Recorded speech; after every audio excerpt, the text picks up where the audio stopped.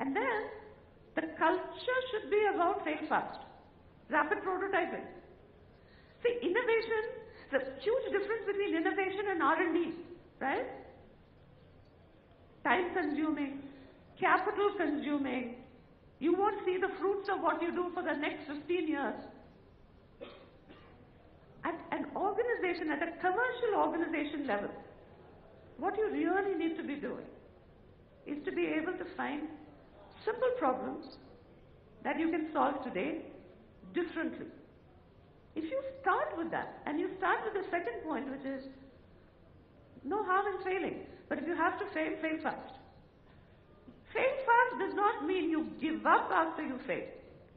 Fail fast is about failing and then saying, okay, how do I pick myself up again and run with it? Right? So failing fast is not failing. Failing fast is to be able to say, well, I tried this didn't work. What else am I going to do? This is the concept that we have in our interruption lab.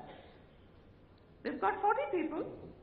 I wouldn't necessarily characterize them as the best of everything, but they have one thing that unifies them.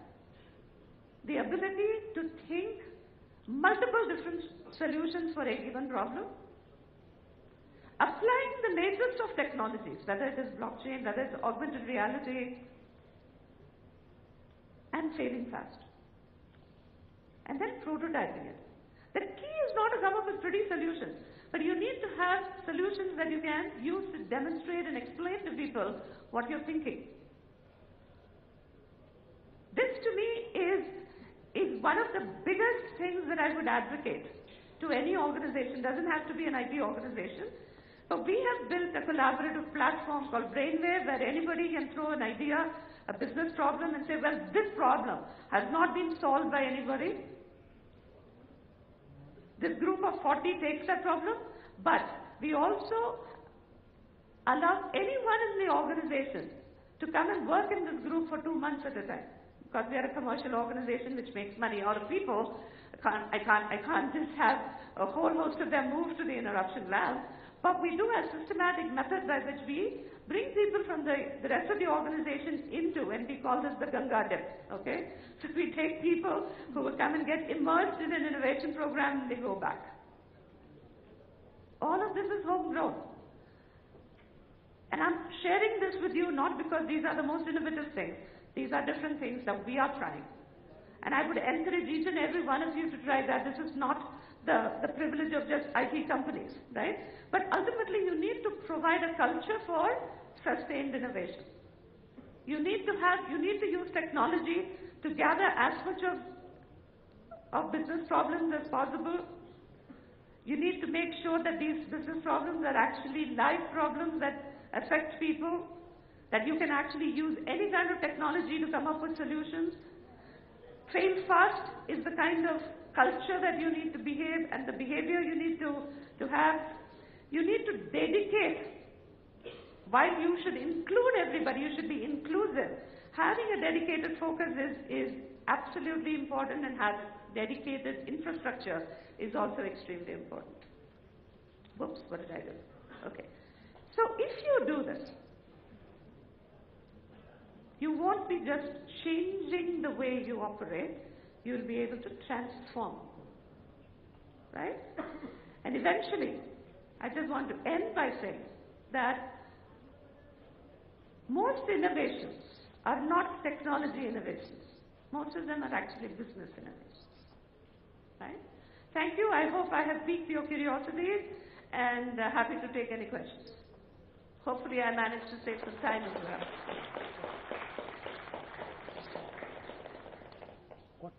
Thank you very much, ma'am. That was a very interesting session. And I would now like to request Mr. K.K. Mahapatra, Organizing Secretary and Associate Vice President Infocom and Chief IT Advisor, ABP Private Limited, to kindly come forward and present a memento to Ms. Shushma Rajagopalan. A big round of applause for ma'am for this very interesting session. Thank you very much, ma'am.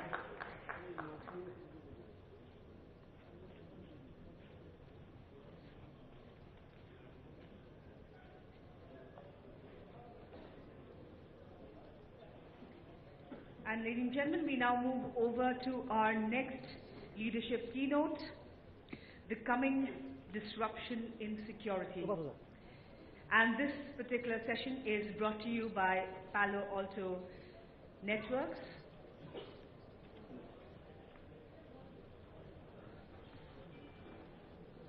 And I take this opportunity to introduce the keynote speaker before you. Ladies and gentlemen, please remain seated. We will start off with this next session in a couple of minutes. Mr. Sean Zucker, he's the Vice President and Regional Chief Security Officer, Asia Pacific Palo Alto Networks. Before I invite him onto the dais,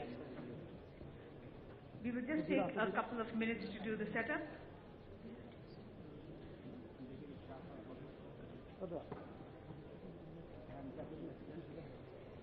Mr. Sean Zucker is Vice President, Regional Chief Security Officer for Asia Pacific at Palo Alto Networks, where he works on the development of thought leadership, threat intelligence, and security best practices for the cybersecurity community and business executives.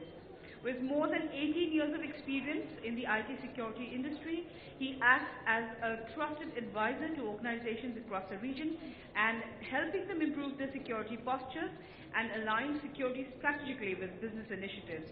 Prior to joining Palo Alto Networks, he spent 15 years in a variety of roles at Intel Security, with his last position as the Chief Technology Officer for Asia Pacific.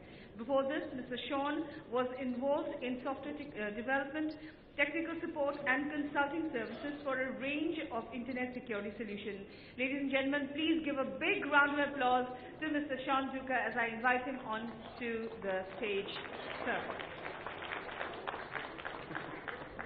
That's right. Thank you. All right. Thank you very much, everyone. Really appreciate the opportunity to actually talk to you. And it's my first time in Kolkata, so again, thank you very much. So what I want to focus on in my sessions, I'm just looking for my little clicker. I really want to focus on a couple of key things, which is around disruption. And if you think about what you're actually embarking on, what the theme of this conference is, which is all around digital transformation. In my eyes, that's really a case of you are disrupting everything that you're doing. Thank you. Everything that you're doing, from the way that you go to market, the products, the services, the way that you interact with your customers. I think one of the biggest things that we need to start thinking about is, how does that change the way that we actually do security? Because as you heard my bio, the 18 years that I've actually been in the security industry, I started at a time when I worked at an antivirus company. And back then, we had a database of 500,000 pieces of malware. Today, every security vendor on the planet probably receives that many every single day. So when we start to think about all these initiatives that are actually out there, how we're transforming the world, how you're transforming your own respective businesses, how government are interacting with their constituents, how we're doing things and how we're doing things differently all the time, that means that we fundamentally become dependent on technology around us. Every decision that we make as a business, when it comes to the context of security, is no longer something that should be seen as an IT issue. It's a business issue. So every initiative that you ever think about when it comes to digital transformation, something to do with the way that you conduct yourselves online, always needs to have security a part of that. It's not simply a case of let's just think about security after the fact. We need to think about it now. And the reason for that is, if we do become dependent on all of this, and if I look at something like India right now with what the government has actually said around having smart cities, where we will be dependent on technology. We'll have sensors deployed that are going to make our lives better, easier, better ways to actually sort of deal with the aged care population, better ways to manage health, better ways to manage logistically how we actually get people around. We can't afford to have an issue pop up that relates to security, to disrupt that type of innovation that we are taking out to our customers, our constituents, and the like. And the big thing that's fundamentally there is security. It's not simply a case of you will fail because of the fact that technology failed. We've seen failure many, many times over simply because of the fact that security issues constantly pop up. It's a foreseeable event that you will see a security issue impacting your organisation. Plan for that. These issues are not sporadic in nature. These are issues that are not immune to the country of India. Worldwide, there is an issue right now when it comes to security that we need to think about and raise that to the table. Raise it as a conversation. So when we see front page newspaper articles come out that talk about security, we shouldn't be sitting there thinking that happened to them, or that only happens to the US. These are issues that happen in this country today. These are issues that we don't probably talk about, but we should be thinking about how do we try and solve it. And the reason why is the more that we start to take services out to the market, the more that we disrupt the way that we've actually been doing business. What happens when we have these security challenges? Lack of confidence. People start to sit there and think, well, do I really need to be using these services? Why can't I go back to the old way? Why can't I go back to a way where I start to be maybe less productive? Maybe I go back to a way that I don't really have to be dependent on technology. And that's where I see that erosion of trust that we can't have. Because trust is one of those things that's very, very hard to get back. And if we are looking at an issue such as Digital India, and we're embarking on those initiatives inside our own organisations, we can't afford trust to be lost. Because if it goes back, people turn around and go, well, I don't want to do banking anymore online. I want to go back to the old way. I'm not going to put my money in the bank. I'm actually just going to keep it in my drawer at home. Or I don't want to get online because I'm fearful of the fact that there's challenges that are out there. This is not an issue around fear, uncertainty and doubt. It's a reality. And this is why we need to be thinking about different ways to ensure that we don't have any decline in the productivity that's actually out there. Yes, there will be industrial revolutions that take place, that are already in place. So whether you're government, whether you're in the private sector, these are issues that impact every single organisation right now. And the way that we need to start thinking about it is, why don't we move away from what I like to probably call incrementalism? Every single time there's a brand new security challenge that tends to pop up, we just simply say, let's go to market and buy yet another piece of technology. Rather than thinking about it from a holistic standpoint, the way that you're doing it with the rest of your business, on how do I actually try and solve this a better way, an easier way. Rather than simply every single time I buy yet another piece of technology that was never designed to interoperate and work together. Doesn't understand the ecosystem, what's inside your own organisation. And this is where we need to start thinking about all these different models. I constantly see people talk about the Internet of Things. I see people talking about SCADA systems. In the private sector, you're looking at different ways that you're going to try and transform your business, make it easier to get more time with your consumers. I spoke to a CIO yesterday, a great conversation, where he's literally looking to disrupt every single thing that he's ever done before. As he said, I know there's a whole range of different models that are out there that I need to think about, but I don't want to be the system integrator.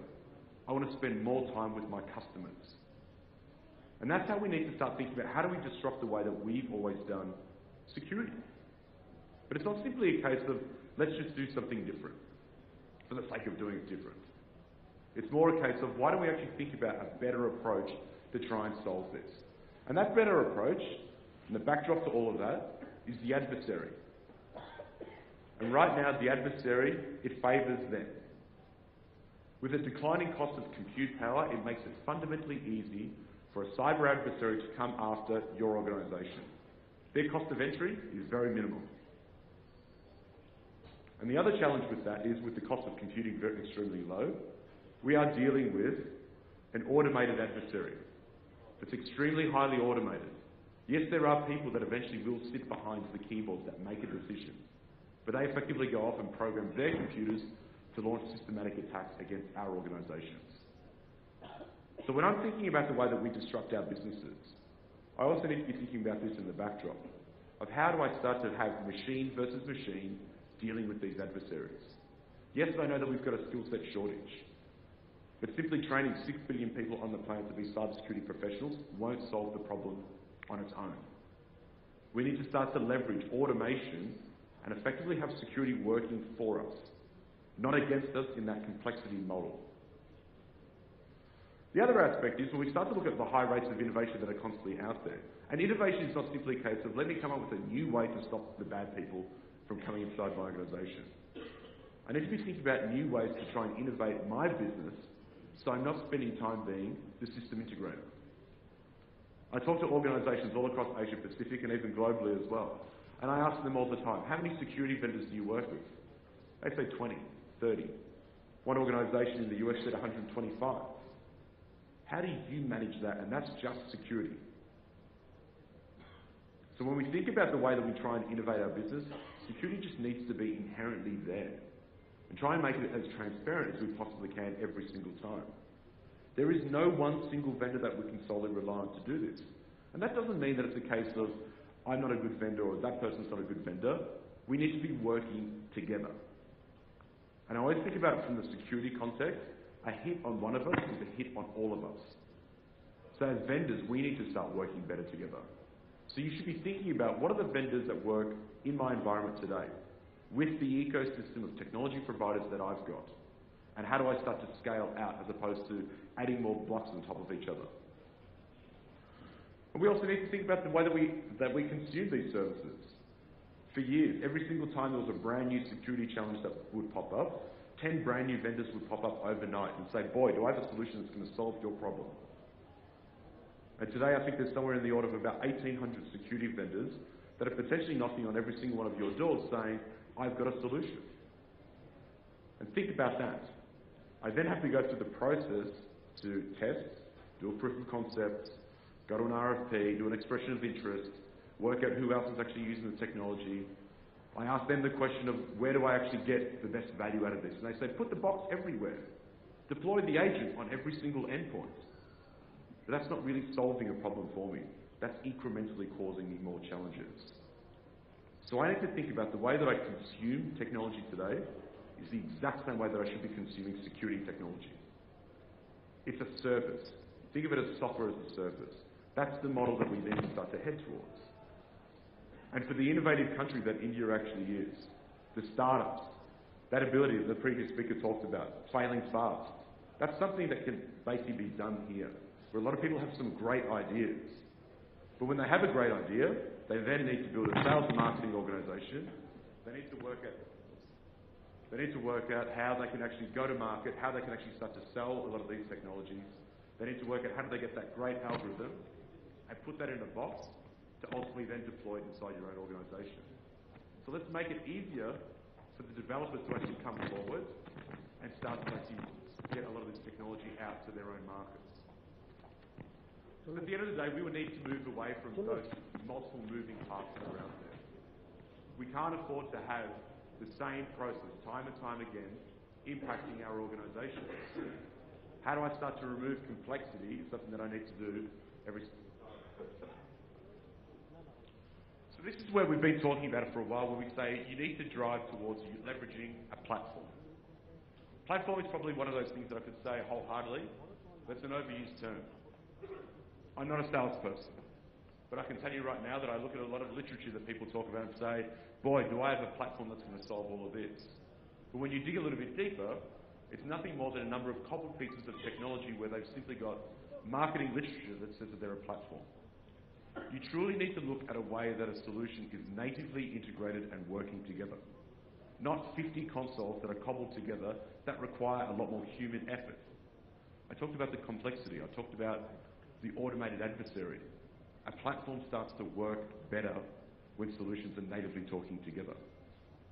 That new model really needs to allow for further innovation to take place. Because security, unfortunately, is a journey. We will never be able to put our hand on heart and say, you're completely secure. You may do today, but that changes tomorrow due to the dynamic nature. We need other ways that we can start to share more effectively threat intelligence at scale between public and private sector, between individual verticals inside the private sector. We need to start working out what the adversary does to one organisation or to one vertical. It's a matter of time before they'll start to launch that against another system. That needs to be automated. I can't rely on a human to be inserted every single time to try and share that information. And I also want to flip the paradigm around and say, even though there's 1,800 security vendors out there, or you're an organisation that has 120 different vendors, maybe there'll be a time that we say, I've got 400 security vendors, but I can turn it on or off because it's software. And it's easy for me to actually leverage that technology and get value straight away. but we have to fundamentally change the way that we deploy all of these solutions. So if I think about it in the context of how Palo Alto Networks have actually evolved our own platform, we've gone through 3 evolutions, currently going through our 3rd. Many of you may actually know that one of the big things that we tried to focus on and have successfully done, 10 years ago when we started shipping technology, we focused on really disrupting the network security market. We were a very, very small company that pitched a very small tent in the backyard of a number of incumbent vendors. And our big thing around that one was, let's converge a number of these different security solutions on a unified platform that was built from the ground up natively to start talking to each other. Since then, we've amassed more than 45,000 customers worldwide in 10 years. We did what every single other security vendor did in half the time. And the reason for that is because the technology was natively built to be a platform. We started to leverage the ability where we could look at threats that are coming inside an environment in real time, start to turn that around and start to understand what are the different types of issues that are popping up, what are the bad websites that people are going to. Seeing a brand new threat come up, automatically provide that to the cloud, get an answer back and provide prevention controls to every single one of our connected customers in 5 minutes or less. No one else is able to do that still to this day. But then what we did turn around and say, was about 4 years ago, we said, well, the world has actually moved on. Some people in the industry will turn around and say, well, the perimeter is dead. And I really believe that you've now actually got the plural. You've got perimeters. Your data is in many different places. It's no longer confined to one data center. It's everywhere. But then you also started to have more endpoints. We started to look at things such as smart cities, more IoT devices that were constantly popping up on our environments. And then we started to get to the point that we simply were using software as a service, other people's clouds. So effectively, I needed to have that same capability work everywhere. But it needed to be diverse. Because I can't build technology that only is going to work on AWS or work with VMware. I work on every single platform. Because today you may make a decision of technology that you've got. Tomorrow that may change. There may be another cloud provider that comes around that disrupts the way that you do business. The CIO that I spoke to yesterday said, I want to put as much things as I can in the cloud. Hybrid is probably the way that I'll go, but I'll probably use multi-cloud. Why not? Security should not hold you back from doing that, and that's what we fundamentally believe. But then the changing nature of that was really building upon the premise that we needed to provide that continual automated threat prevention capabilities every single time. But start to amass large amounts of data that we can start to work out what is the adversary doing in real time. Consuming large amounts of data really meant that we needed to provide some extra capability on top of that to start to work out what's the adversary doing. So for us, in June of this year, we announced what we call the application framework. The ability where people could basically start to create applications and work complementary to what we've actually been doing. Our own technology will sit on top of that, working side by side with many other different solutions that people are actually using right now. Solutions that allow you to basically hunt for the adversary inside your own environment. Once they've come in, what are they doing? Am I being targeted by, let's call it garden variety malware? Or am I targeted by something specific? How do I hunt for that to see what's actually happening? Sharing threat intelligence in real time with your own trust groups, different organizations. Consuming as much threat intelligence as you possibly can to add some further context inside your own environment. But then what we wanted to do was expose that same API and allow other capabilities to be added there. Behavioral analytics, to work out of all the different types of things that we see in real time, how do we now try and work out, is an adversary inside my environment? Because it's inevitable that they'll probably breach the environment at some point.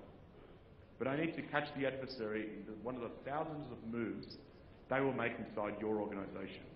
And I can apply that logic using machine learning and AI capability.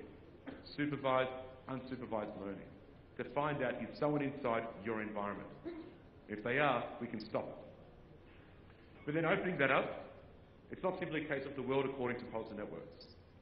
We have more than 40 vendors that have actually signed up to contribute and say, we actually want to be part of that platform. Complementary vendors that we've actually been working with for a number of years. A number of different vendors, some of the vendors that are actually partners in this room as well, they're actually writing applications to work in that framework. we also, in true spirit of ecosystem partnership, we've opened it up to our competitors. Because fundamentally, there needs to be an easier way to consume security technology. We'll also provide that software development kit for people to start to create their own in-house custom applications, or for the budding developer that's actually here in India or any other part of the world to start to create applications for the platform. Because it's not simply a case of, let's just simply build technology always from one place. Yes, I can actually solve a fair few of your security challenges, but there's other security challenges out there that some of my partners can actually provide protection for. Or some smart people that are sitting there thinking, I've got an amazing algorithm, a new way to try and stop an attacker, or a brand new way to visualize what the threat actually looks like inside the organization. And this is where I can start to get to the point of saying, write an application, have it sit there, and effectively I become the marketplace for security software using this framework. An easier way to start to consume technology. And ultimately to try and break from this model of, I'm scared of actually using so many pieces of technology, and consolidation is the key.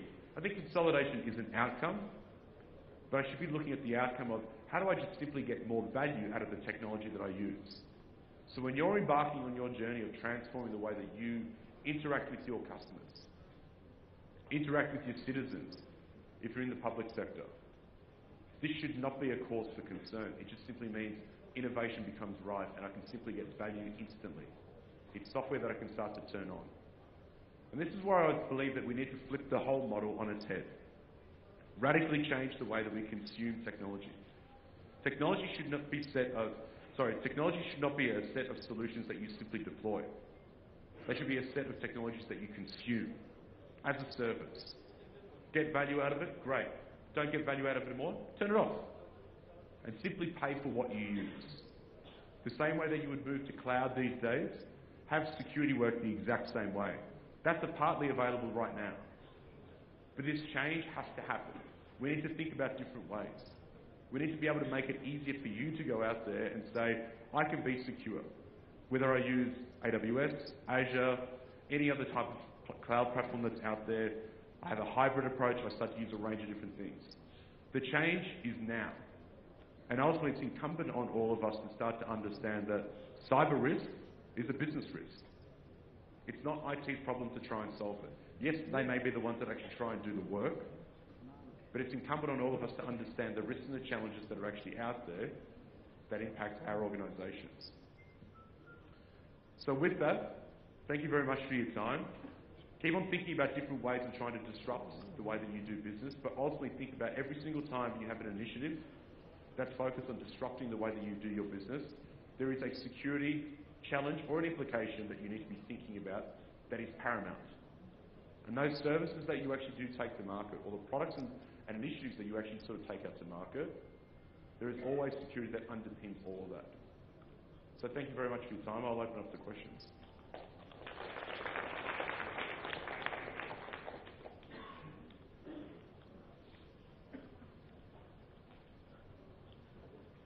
Yes, on the front here.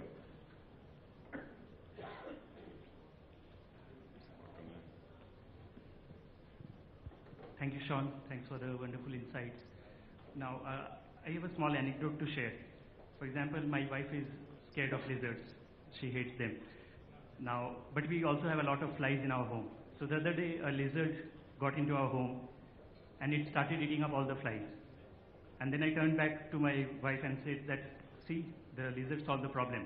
Yep. So not all adversaries are real adversaries. They can be your friend. They can solve other problems which you have.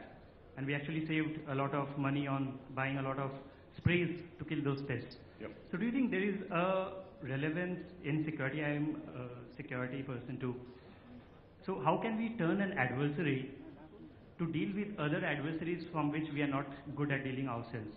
So is there something which is coming up, or you see a potential where the malwares, and we are doing a very bad job Yep. at handling malwares. We couldn't handle WannaCry, we couldn't handle Petya, and we won't be able to handle so many other things which are going to be thrown our way.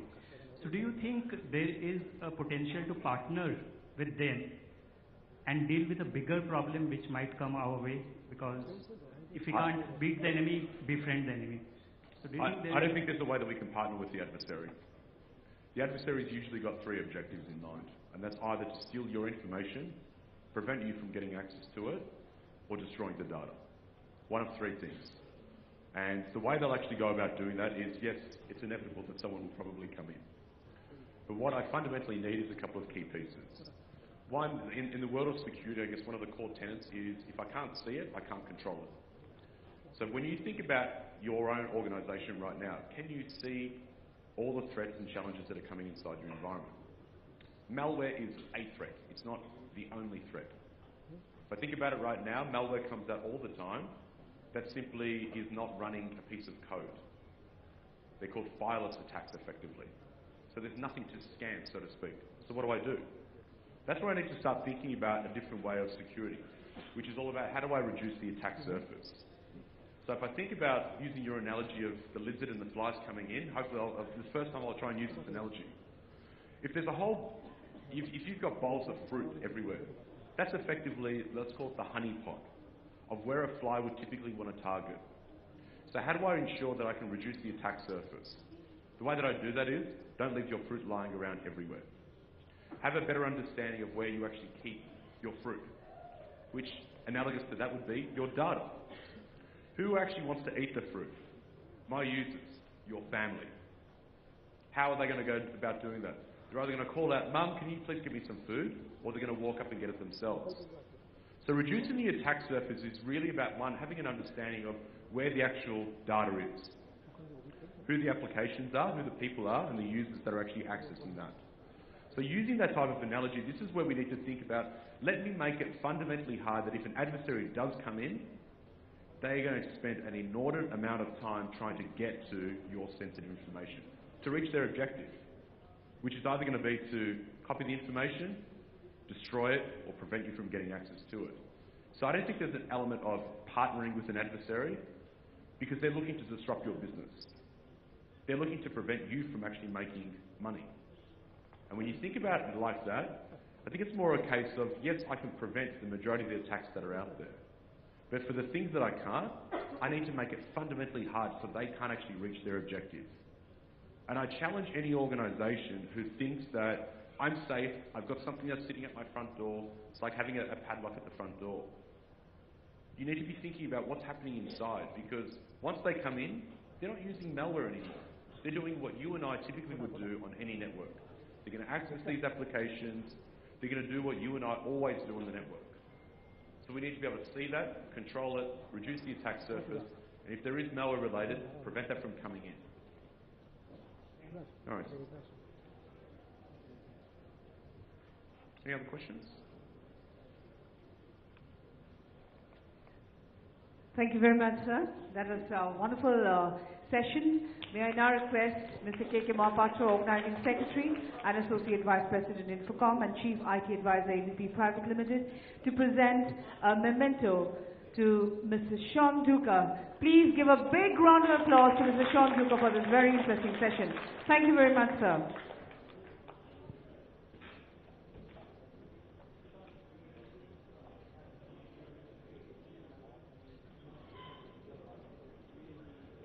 And so, ladies and gentlemen, without further delay, we move on to the next session, the keynote, Consume IT Your Way. And our keynote speaker is Mr. Bashav Roy Chaudhary, Sales Specialist, HPE Point Next, Hewlett-Packard Enterprise, India. Before I call him on to the dais, a few lines about him to introduce him. Mr. Bashav Roy Chaudhary is a Sales Specialist and Consultant, HPE Point Next at Hewlett-Packard Enterprise. Mr. Basav's primary focus is on driving business growth and sales for Point Next services and solutions in the eastern and northeastern part of India. Mr. Basav has extensive experience in IT consulting, enterprise IT solutions and support services, having held many roles in HPE over the last 6 years. Mr. Basav holds a PGDM and a Bachelor of Science degree, majoring in physics. And a huge round of applause for Mr. Bashav Roy Chaudhary as I invite him onto the dais. Sir. How should I start?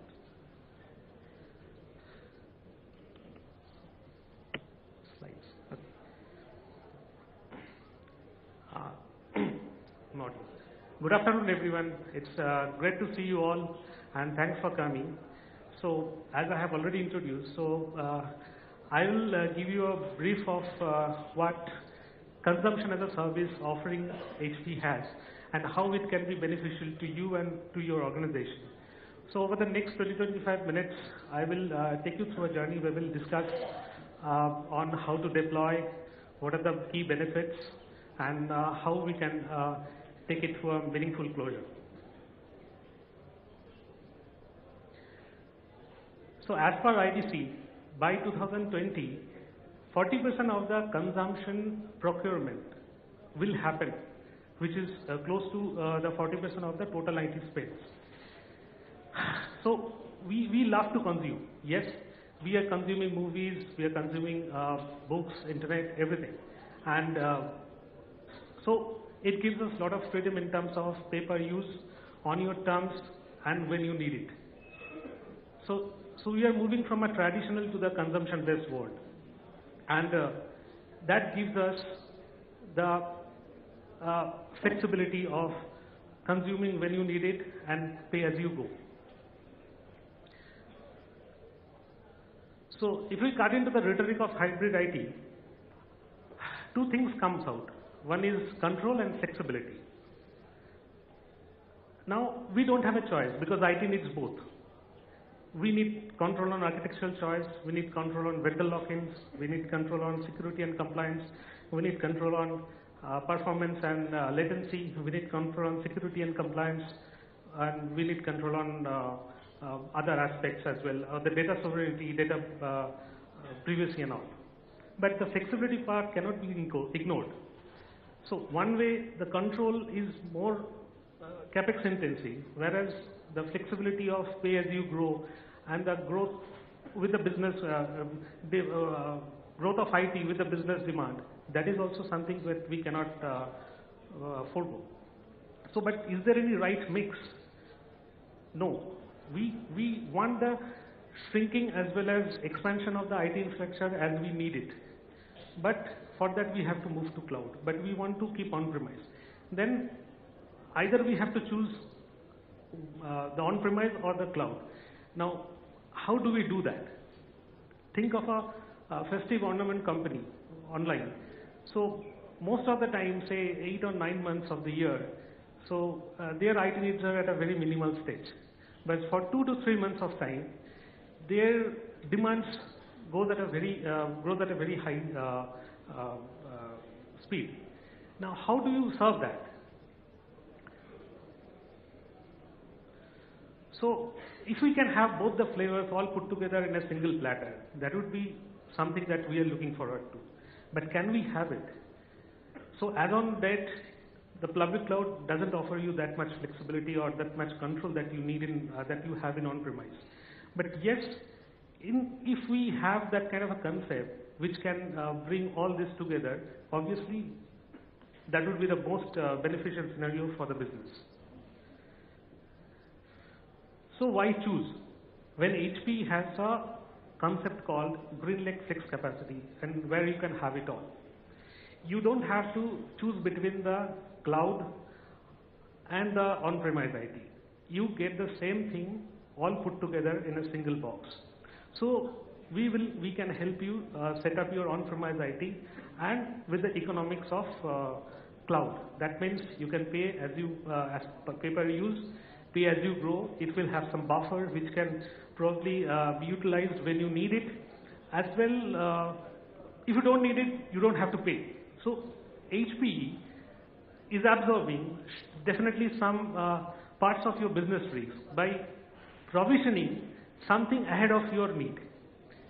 And the best part is that you are not paying for it. You are paying only when you use it. So there will be a minimum commitment level, then there will be a buffer, and once you cross the buffer, then the additional thing comes, additional requirement comes, and definitely we will also take care of that.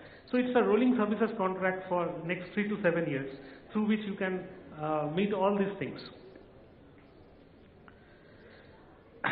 And it's not easy to do it. So it takes a lot of expertise and experience and technologies to do it right. Now, any consumption as a solution, strong coverage, as well as a ITSM supported remote knob which can manage the health of your infrastructure and they're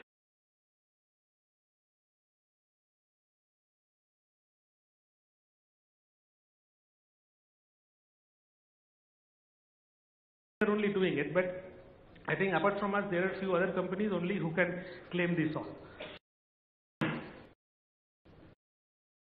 So we started this model around 7 years back, and this is operating globally for last 4 years, and we have taken hundreds of customers on board with contracts worth more than $1 billion, and overall they are quite happy.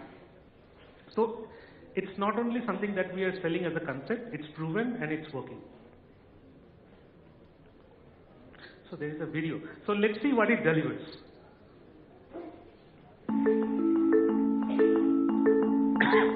I need new and innovative ways to run my business. What if my IT could help me move faster? I know the business is under constant competitive pressure. What if I could deliver better outcomes without complexity and risk?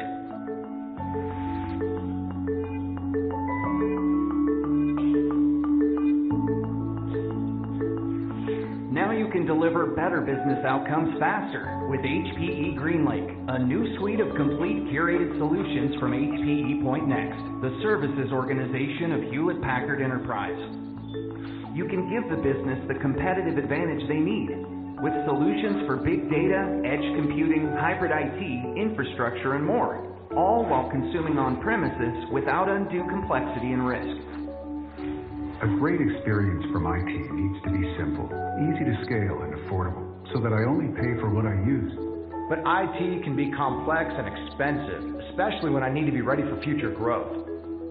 The question is, can I get a solution that meets today's demands, but gives me the flexibility to plan for the future? HPE GreenLake is fully designed, implemented, and operated by HPE PointNext as an on-premises, consumption-based solution. It has the right combination of hardware, software, and expertise to deliver the business outcomes you want and keep IT running smoothly for things like infrastructure, backup, Apache Hadoop, open source database, SAP HANA, and edge compute. Best of all, HPE GreenLake lets you pay for what you use when you use it. I know cloud gives me the speed I want, but I worry about risk for some workloads.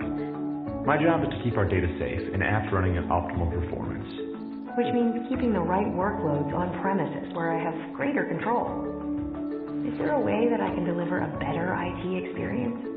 HPE GreenLake gives your users the awesome experience they want and lets you keep proper control of your apps and data, accelerate time to value, experience better economics, and simplify operating a hybrid IT environment. So HPE GreenLake can deliver a better solution now? And help me manage IT operations so I can focus on serving the business? Get the IT you want, have it scale with business demands, and pay for what you use. It's time to give your users the cloud experience they want with the on-premise control your business requires.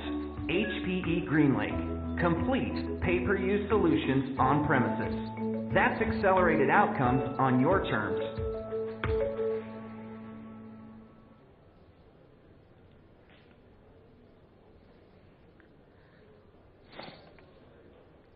So we have already seen the video and seen what it delivers.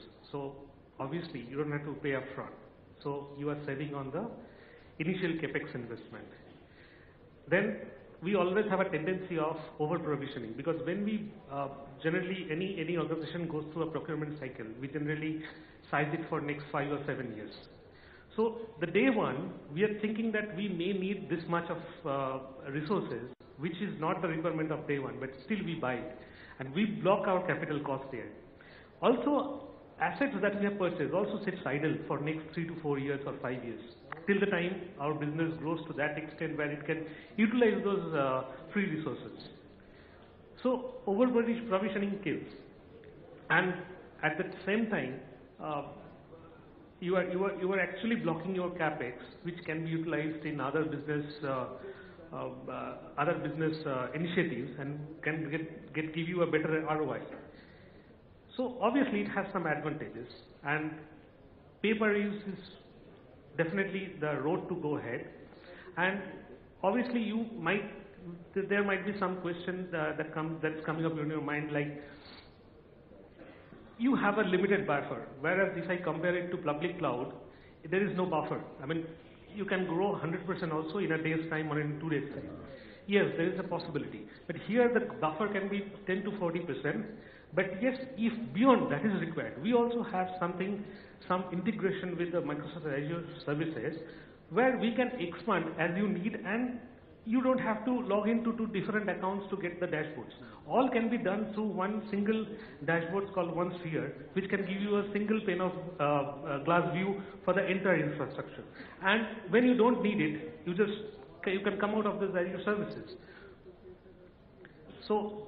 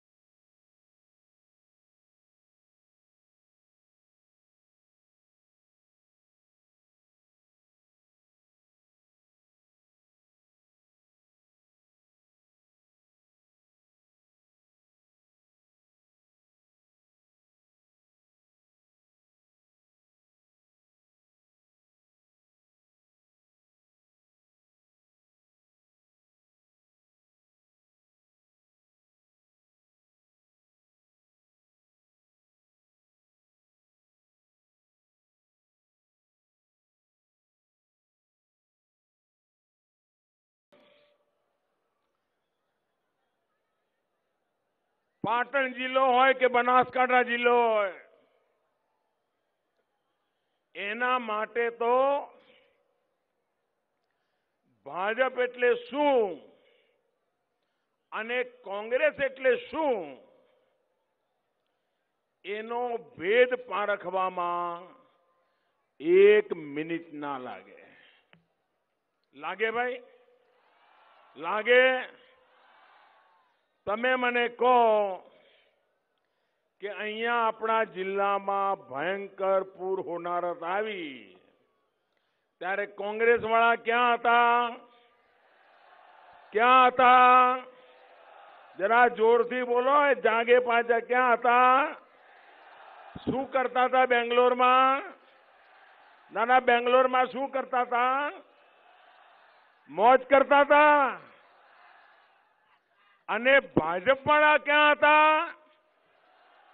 ભાજપવાળા ક્યાં હતા? ભાજપના મુખ્યમંત્રી ક્યાં હતા? અમારા શંકરભાઈ ક્યાં હતા? અમારા બધા ઉમેદવારો ક્યાં હતા? ભાઈઓ બહેનો, જે દુઃખમાં તમારી જોડે ના રહે એ સગો ભાઈ હોય તો પણ કોઈ એને માફ કરે? અરે દુઃખમાં કામ ના આવે એ સગો માં જણો ભાઈ હોય તો પણ હાથ પેઢી સુધી કોઈ માફ ન કરે. આ કોંગ્રેસના લોકો સિવાય સત્તા ભાજપ જ્યારે બનાસકાંઠામાં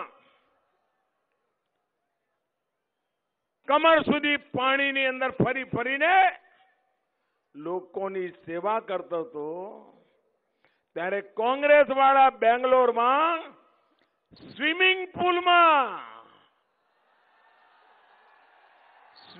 પુલમાં હિલોળા લેતા હતા. અમારું બનાસકાંઠા આખું પાણીમાં ડચકા ખાતું હતું ત્યારે એ સ્વિમિંગ પુલમાં જબુકિયા લેતા હતા. જબુકિયા. ભાઈઓ બહેનો, આખું ભાજપ બનાસકાંઠામાં રિલીફ કેમ્પ કરતું હતું ત્યારે એ લોકો રિસોર્ટ કેમ્પ કરતા હતા. ભાઈઓ બહેનો, મને બરાબર યાદ છે અને હમણાં હું જયારે મોરબી ગયો હતો ત્યારે મેં યાદ કરાવ્યું હતું. મોરબીમાં હોનારત થઈ હતી 1979માં. ત્યારે અમે જનસંઘના અને ભાજપના અને સંઘના બધા કાર્યકર્તાઓ ત્યાં મળદા ઉચકતા હતા, મળદાઓના અગ્નિ સંસ્કાર કરતા હતા, એક એક ઘરમાંથી માટીડો સાફ કરતા હતા. અને એ વખતે ઇન્દિરા ગાંધી ત્યાં આવ્યા હતા અને એ વખતે ચિત્રલેખાએ સ્પેશિયલ અંક બહાર પાડ્યો હતો અને હું નથી કહેતો, ચિત્રલેખાએ લખ્યું છે ઇન્દિરા ગાંધી નાક ઉપર રૂમાલ રાખીને મોરબીની ગંધ ઘૂસી ના જાય એટલા માટે આમ જાળવીને પગ મૂકતા હતા નાક ઉપર. અને બીજી બાજુ આરએસએસના કાર્યકર્તાઓ પાણીમાં સડી ગયેલી દુર્ગંધ મારતી લાશો ઉચકીને અગ્નિ સંસ્કાર માટે લઈ જતા હતા. અને એને 2 ફોટા મૂક્યા હતા. એક ફોટો હતો જે ઇન્દિરા ગાંધીનો હતો, નાક ઉપર કપડું બાંધેલું હતું અને નીચે લખ્યું હતું ગંધાતી પશુતા. અને બીજો ફોટો મૂક્યો તો આરએસએસ જનસંઘ ભાજપના કાર્યકર્તાઓનો અને ત્યાં લખ્યું હતું મહેકતી માનવતા. ભાઈઓ બહેનો, આ ફરક છે 2 પાર્ટીઓના કલ્ચરમાં. જે દિવસે ભૂકંપ આવ્યો આપણા વિસ્તારને પણ હલાવી ગયો. અહીંયા રાધનપુરના લોકો હશે એને ખબર હશે 26મી જાન્યુઆરીએ ભૂકંપ આવ્યો ત્યારે હું દિલ્હીમાં હતો અને 26મી રાત્રે હું રાધનપુર પહોંચી ગયો હતો. આજે પણ રાધનપુરના લોકોને ખબર હશે. ભાઈઓ બહેનો, અરે રાજકારણની જગ્યાએ હોય છે. હમણાં વાવાઝોડું આવવાનું હતું. અમારા વિજયભાઈ પોતે ઉમેદવાર છે, ચૂંટણી લડે છે, મુખ્યમંત્રી છે, આખા ગુજરાતની ચૂંટણી લડાવે છે. પરંતુ જેવા સમાચાર મળ્યા કે ગુજરાતની અંદર વાવાઝોડું ત્રાટકવાનું છે, કોંગ્રેસ વાળા પૂર આવ્યું તો બેંગ્લોર બાજુ ભાગ્યા. વિજયભાઈ વાવાઝોડા આવવાના સમાચાર આવ્યા તો રાજકોટથી સામે ચાલીને લાવ લશ્કર લઈને સુરત પહોંચી ગયા અને સુરતમાં કોઈ તકલીફ ના પડે એની તૈયારીઓ આદરી હતી. જે દિવસે સુરતમાં ભયંકર તાપીનું પૂર આવ્યું હતું, છાતી સુધી પાણી હતા. ભાઈઓ બહેનો, એ વખતે સુરતમાં રાત્રે 2 વાગે હું જાતે રોડની સફાઈ કરવા નીકળતો હતો. ત્યાંના સ્થાનિક લોકો જોડે કામ કરતો હતો ત્યારે હું ગુજરાતનો મુખ્યમંત્રી હતો. ભાઈ, આ વખતે પ્રધાનમંત્રી હતો અને આપણા વિસ્તારમાં પૂર આવ્યું. ભાઈઓ બહેનો, હું દોડતો આવી પૂગ્યો હતો. મેં અહીંયા એરિયલ સર્વે કર્યો હતો અને આવશ્યક બધી મદદની જાહેરાત કરીને ગયો હતો. ભાઈઓ બહેનો, દુઃખના દિવસમાં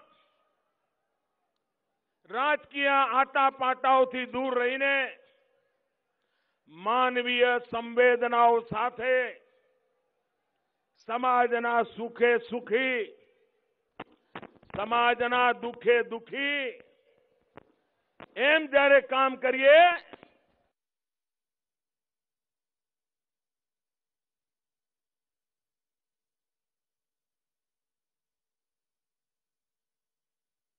ખુરશીઓ તો આવે ને જાય, એક જણને એકને રાજ્યસભામાં મોકલવા માટે તમે આખા ઉત્તર ગુજરાતના કોંગ્રેસનું તળિયું સાફ કરી નાખ્યું છે. તળિયું સાફ કરી નાખ્યું.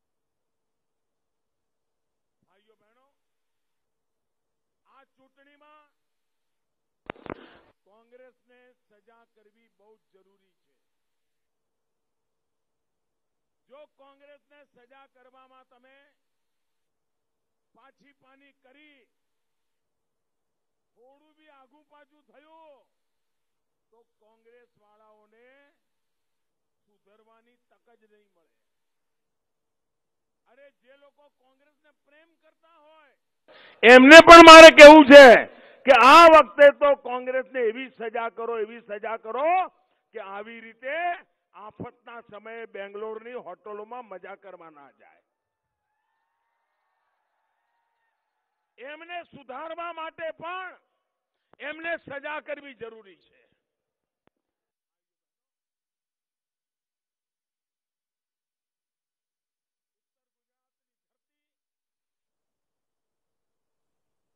આ રેતની ડમરીઓ ये परा आवो ने परा जाओ ने परा बेहो ने परा उठो.